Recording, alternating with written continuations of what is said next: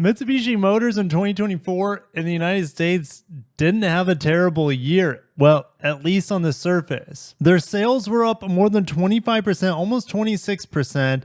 Outlander plug-in, it's my favorite Mitsubishi on the market, and it's getting a refresh this month for the United States finally, so that's good. More range, more power, 300 horsepower. It's going to be good. It's going to be good for the brand. Outlander posts record annual sales, leading brand sales, of course, up 6.5%. But there's some things I'm really, really worried about. If we look at just their total volume, annual sales in 2024 was let's say 110,000. I believe this is just the United States, but to put that in perspective, the next smallest manufacturer out of Japan that sells cars in the United States, since we don't get Suzuki or Suzu anymore. All right, the next one is Mazda, and Mazda last year broke an all-time sales record in the United States. Mitsubishi did not. Mitsubishi, remember, around 110,000 units. Mazda in Mexico alone sold sold 100,000 units. Canada sold 72, and the United States breaking an all-time record, 424,000. So Mazda is 4 times larger than Mitsubishi. And then we get news that Mitsubishi downgrades its forecast 76% due to sluggish sales. You said, Kirk, they just had a 25-26% raise last year in terms of sales. That's for the United States. That is not their big market. The big market is Southeast Asia, and it is not looking good there, guys. So if you enjoy these updates on even the smallest manufacturers in the United States, make sure to smash that like button, subscribe for more. Just to put it in perspective, like the Model Y outsold Mitsubishi Motors in the United States like 3-1. Okay. The RAV4 even more so. And in the United States, this annual sales of about 110,000 units was the best sales performance since the pandemic, so 2019.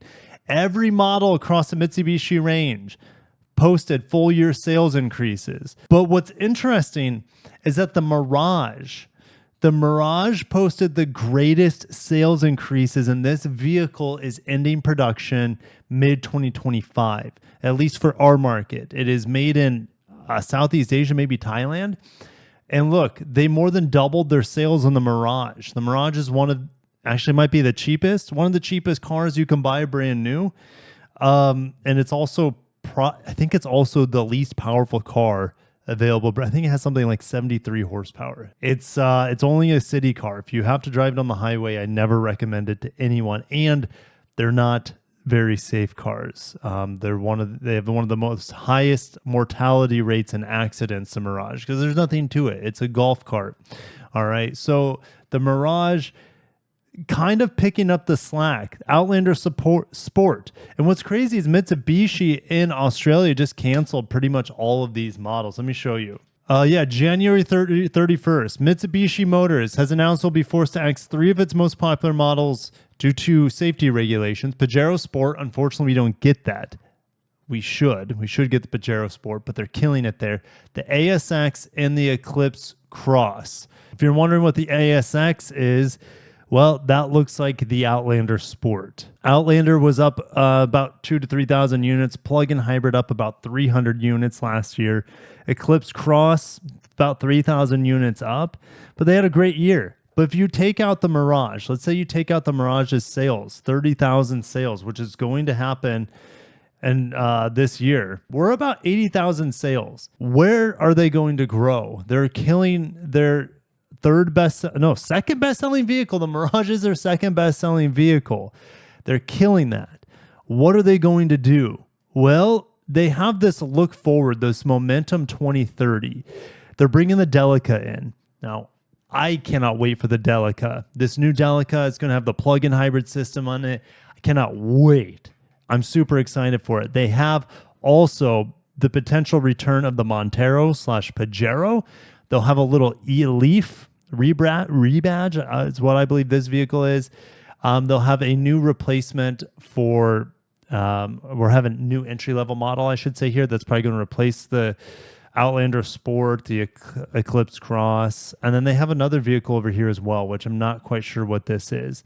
Maybe it's the Montero Sport. that would be amazing. So they would have three large vehicles, three-row vehicles potentially. Four. I mean, the Outlander has 3 rows too, but then you have an entry-level model. Or maybe this is a 2-row model. It's hard to say. I don't know for sure. I've speculated on this image. The new Delica should be coming in 2027, and hopefully the new Montero Pajero comes right on the heels of it. So I'm actually excited for Mitsubishi's future lineup. I just hope they can float out until those models come. I think their upside in America is actually better than you could say largest investor in Mitsubishi, which is Nissan. Nissan sells way more cars, has way more production capacity. Nissan actually builds cars in America. Mitsubishi no longer does. In fact, Mitsubishi's old plant is in Normal, Illinois. And that's where Rivian builds their cars. So they sold their plant because they can make them cheaper in Japan and just ship them over. While I'm optimistic about the second half of the 2020s for Mitsubishi, it's going to be tough in the near term, especially in other markets. So going back to Nikkei Asia, profit forecast is down 76%. And this article came out before Nissan and Honda officially broke off their MOU, their agreement to merge. That's not going to happen unless all hell breaks loose. Mitsubishi Motors on Monday, so this would have been early February, about a week ago, dropped its annual net profit forecast to $225 million for the financial year ending March 2025. So we got 3 more months left for this, or should I say about a month and a half, but we're getting just now the results of the third quarter fiscal year 2025. Anyways, so they're pacing 70, they're expecting 76% lower revenue, or should I say net profit, than they did at the beginning of the year. So the revision reflects underperformance in wholesale cars as well as higher than expected expenses in marketing costs in competitive markets like North America. So they're spending more money to market their vehicles in North America. And it looks good in North America, just like how Mazda has been spending a lot of money in North America too to incentivize their vehicles. But the North American market right now is like Mitsubishi's last chance to succeed as an automaker because things are shrinking for them quick in Southeast Asia. So in their global sales target of 848,000 units is revised and down about 50,000 units from what they previously thought. But that still exceeds their result of last year. But they're only exceeding it by about 30,000 units instead of what they expected, which was going to be 80,000 units. They're off 50,000 units here. The company lowered its forecast for Southeast Asia, which accounts for 30% of the company's sales. They were expecting 277,000, but they're only going to get about 249,000. And again, in the United States, they sold about 110,000. So this market is more than double in Southeast Asia than what it is in the United States. Sales remain strong in the Philippines and Vietnam, but they're sluggish in Thailand and Indonesia, where Chinese automakers are kicking their ass. There was a demand of 1 million vehicles annually in Thailand in the past, Takeo Kato, Mitsubishi Motors President CEO, says, but has not recovered since the pandemic, decreasing even more rapidly in the financial years of 23 and 24 due to high level of household debt. Yes, it's household debt, but it's also competition. I think that's maybe a bigger issue than even the household debt. Now, we're also in the United States we're going to be, in my opinion, we're going to be running into this household debt issue in 2025, 2026. I don't know how long it's going to last, but things are just so expensive. I'm hearing things like people are living off of credit cards. I've been at that point in my life, not right now, thank God, but I've been there in the past, and it sucks. And you just feel like you're trapped. So I really, really hope that's not where we're heading, but my gut's telling me that's where we're heading in the next year. All right. Hate to be a doom and gloom, guys, but all of the manufacturers are looking at 2025, total year, calendar year, I should say, to be pretty difficult for them. I want toys,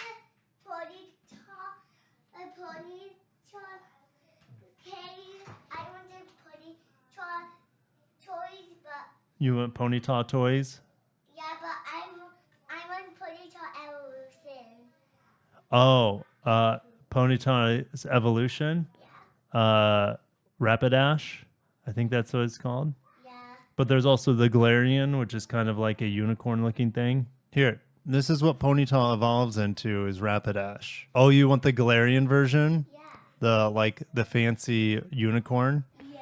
Yeah, it's like a fairy type instead of a fire type. Didn't I buy one like this toy? Didn't I? You buy ponytail, I want that one. Oh, I bought Ponytail in Japan, but not the Rapidash. Yeah. Okay, all right. Let me see what I can do. Maggie, your birthday's coming up, okay? It takes time for new car demand to get back to normal because of the severe situation with household debt will continue this year. Now, debt just doesn't disappear oftentimes in a single year. It takes years and years to accumulate most of the time, but it also takes years and years to pay off and dissolve.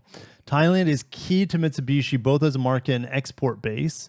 Remember, I said they make the Mirage there. I don't know if we'll make or get any vehicles from there ever again, to be honest. I think the Mirage might be the last vehicle made in Thailand available in the United States. My ZX4RR is made there. Anyways, that's Kawasaki. Oh, and also, not only are they facing debt there, but they're also facing unexpected strengthening in the Thai baht. And in the United States and Europe, these manufacturers are making money on the conversion rates, but it's not looking good for Thai when you convert it back into the Japanese yen. The sharp rise of the baht has had a significant negative impact on our profits. He also said that the local subsidiary in Thailand has begun structural reforms, including the early retirement 300 people. They're starting to lay people off. And the rest of this is just kind of talking about the merger, which obviously is off the table at this point. Mitsubishi and Nissan still kind of lipping along together. All right. They're not going to be going down that route with Honda.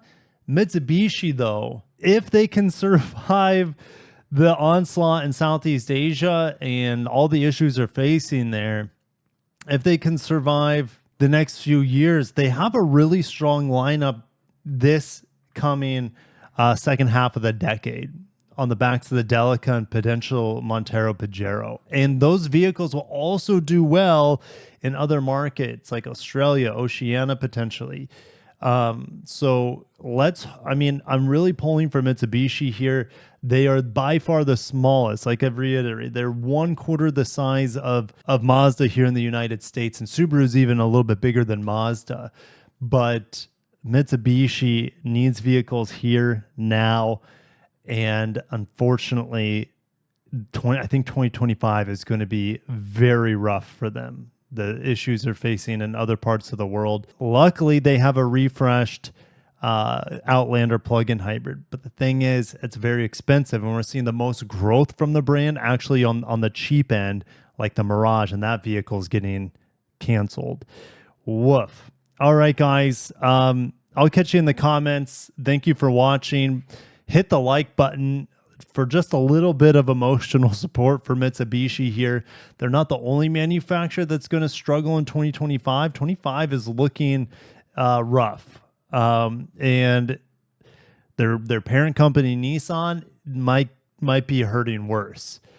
Yikes. Anyways, thank you guys. Have a great day. Stay safe out there, and peace.